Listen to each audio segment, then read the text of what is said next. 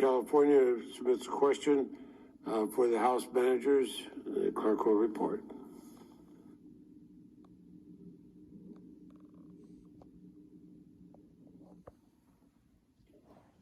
Having been on the front lines of combating the big lie over the past 4 years as California's chief elections officer, it is clear that President Trump's plot to undermine the 2020 election was built on lies and conspiracy theories. How did this plot to unconstitutionally keep President Trump in power lead to the radicalization of so many of President Trump's followers and the resulting attack on the Capitol?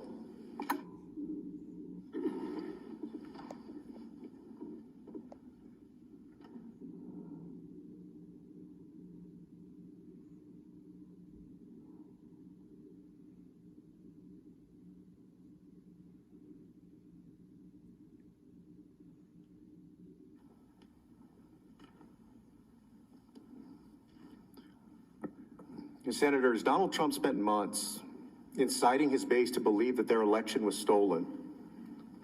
And that was the point, that was the thing that would get people so angry. Think about that. What it would take to get a large group of thousands of Americans so angry to storm the Capitol.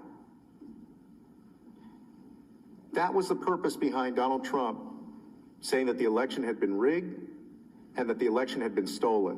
And to be clear, when he says the election is stolen, what he's saying is that the victory, and he even says one time, the election victory is being stolen from them. Think about how significant that is to Americans. Again, you're right, over 70 million, I think 74 million people voted for Donald Trump. And this wasn't a one-off comment. It wasn't one time. It was over and over and over and over and over again with a purpose.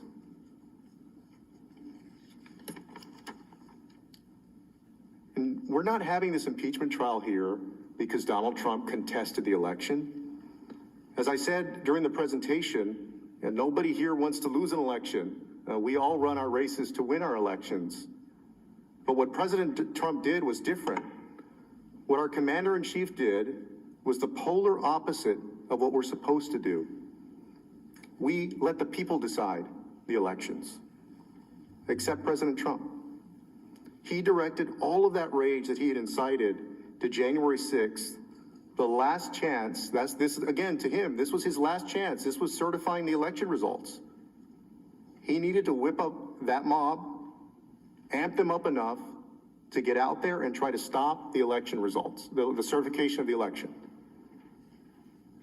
And y'all, they took over the Senate chamber to do that. They almost took over the House chamber. There were 50 or so or more House members who were literally scared for their lives up in the gallery.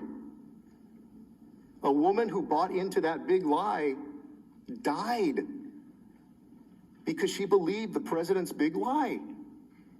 This resulted in a loss of one of his supporters' lives. A Capitol police officer died that day. Other of President Trump's supporters. 2 Capitol police officers ended up taking their own lives. Defense counsel, their defense is basically everything President Trump did is okay, and he could do it again. Is that what we believe? That there is no problem with that? That it's perfectly fine if he does the same thing all over again? This is dangerous. He's inciting his base. He was using the claim of a rigged election. We have never seen somebody do that over and over and over again, tell a lie, say 6 months ahead of time that it's a rigged election. There is a dangerous consequence to that. When you've got millions of followers on Twitter and millions of followers on Facebook, and you've got that huge bully pulpit from the White House, and you're the President of the United States, there is a cost to doing that. People are listening to you in a way that, quite honestly, they're not listening to me, and they're not listening to all of us in this room. And I just want to clear up, the defense counsel made a point about something that I read earlier. The defense counsel suggested I misspoke. And I just want to clarify for the record that the tweet I referenced, let me read you the tweet directly. If a Democrat presidential candidate had an election rigged and stolen with proof of such acts at a level never seen before, the Democrat senators would consider it an act of war and fight to the death.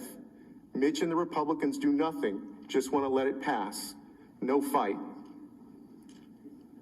So Donald Trump was equating what Democrats would do if their election was stolen. He said they'd fight to the death. Why do you think he sends that tweet? Because he's trying to say, hey, the other side would fight to the death, so you should fight to the death. I mean, do we read that any other way?